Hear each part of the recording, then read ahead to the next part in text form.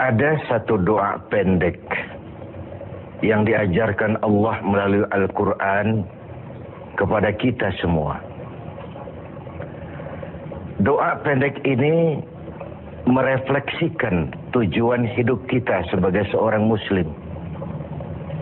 Sehingga seringkali orang menyebut doa ini sebagai doa sapu jagat, yaitu Rabbana atina fid dunya hasanah wa fil akhirati hasanah wa qina azabannar.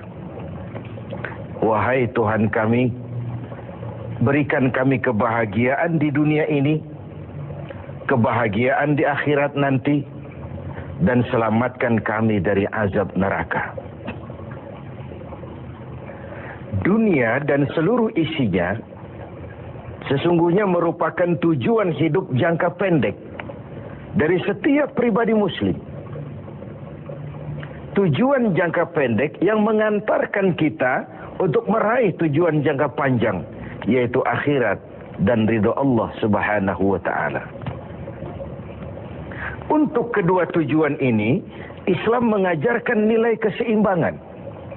Bekerjalah buat duniamu seolah kau akan hidup selamanya, tetapi bekerjalah buat akhiratmu seolah kau akan mati besok.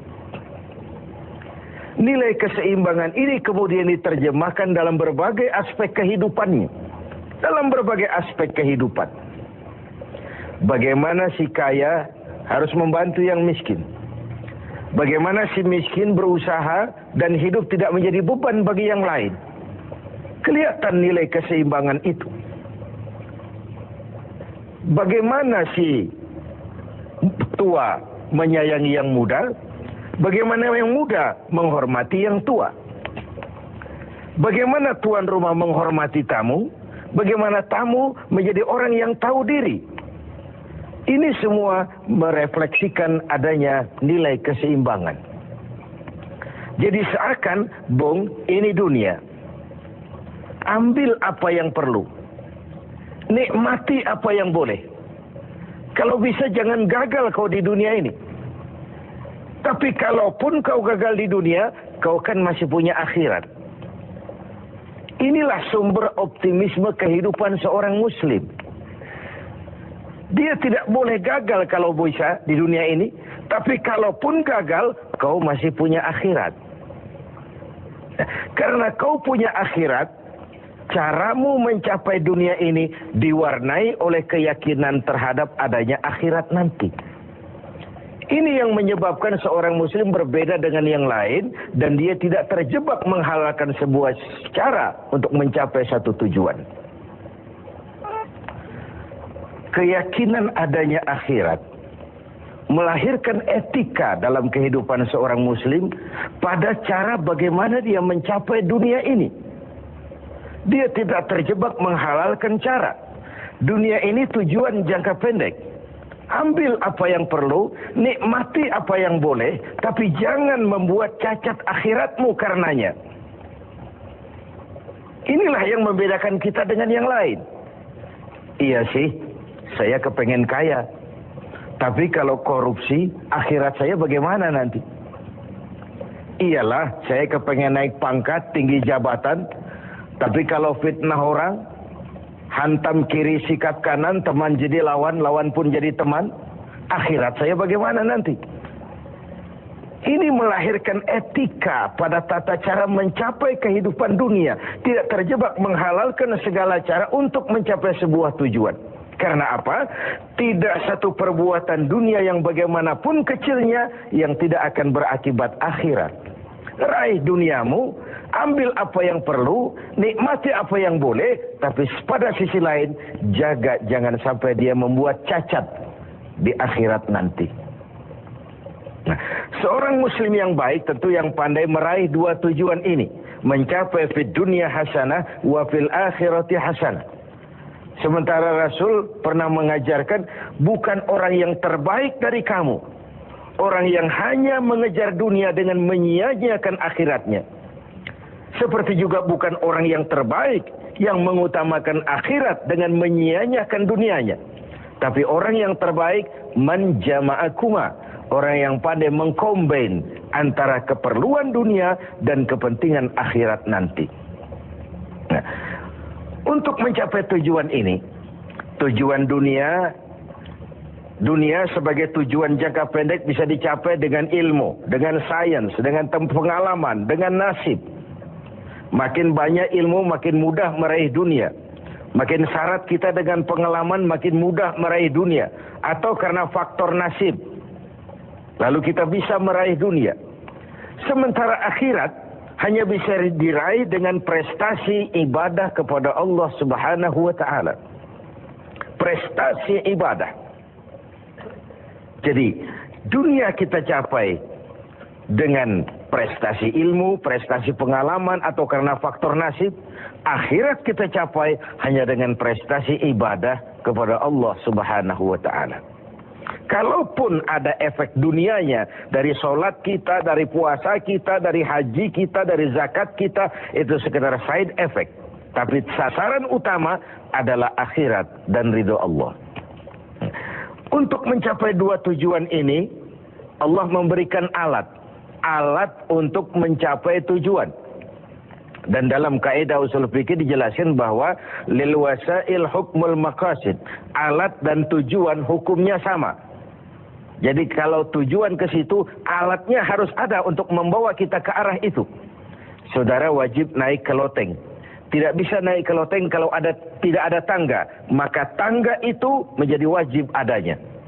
Nah, untuk mencapai dua tujuan ini, fid dunya hasanah wa fil akhirati hasanah, Allah memberikan alat kepada kita. Apa alatnya? Dalam surah At-Taubah ayat 111 bisa kita lihat. Innallaha ashtara minal mu'minina anfusahum wa amwalahum bi'anna lahumul jannah. Allah telah membeli dari orang-orang beriman diri mereka, harta mereka, bagi mereka adalah surga. Ayat ini merupakan transaksi yang sangat transparan. Transaksi yang sangat transparan. Pembeli Allah, penjual kita orang-orang beriman. Dagangannya amwal dan anfus, harta dan diri. Harganya adalah surga. Sekali harta dan diri sudah kita jual kepada Allah, tentu tidak akan kita jual lagi kepada yang lain. Jadi dengan kata lain, harta itu apa?